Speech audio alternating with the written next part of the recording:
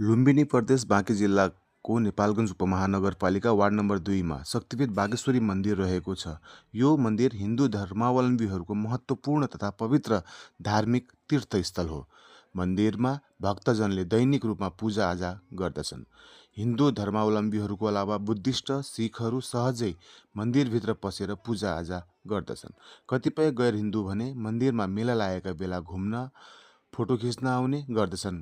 नेपालगञ्ज शहरको बीचमा बागेश्वरी माताको प्यागोडा शैलीको विशाल मन्दिर रहेको छ। शक्तिपीठ बागेश्वरी बारे जनश्रुतिहरू धेरै छन्, जसमध्ये एउटा जनश्रुति यस प्रकार रहेको छ।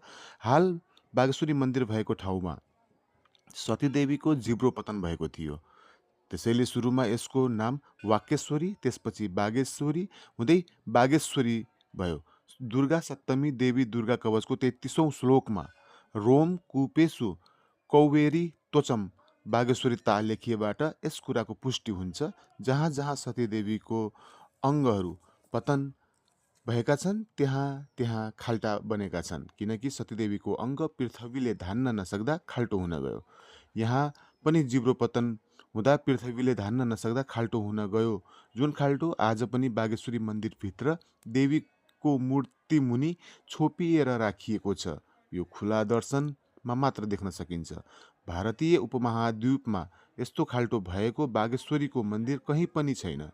यसले गर्दा पनि यस ठाउँमा सतीदेवीको जिब्रो पतन भएको कुरालाई नकार्न भने सकिँदैन। त्यस बेलामा यो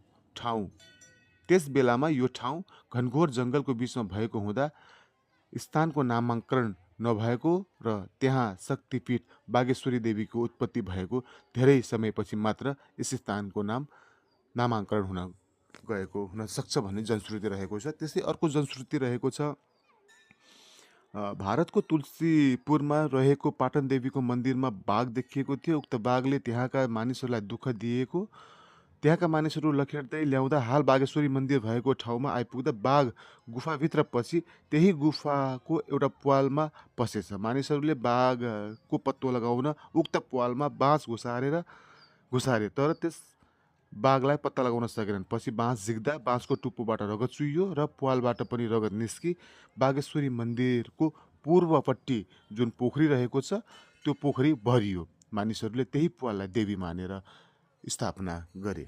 अर्को जनश्रुति रहेको छ, प्राचीन समयमा बागेश्वरीको आसपासमा जङ्गल भएकोले आसपासका गोठालाहरू भैँसी चराउने डोरी बाँड्ने काम गर्दथे। त्यहाँ रहेको एउटा ढुङ्गामा खर चुट्ने क्रममा एक दिन एउटा गोठालाले उक्त ढुङ्गामा अलौकिक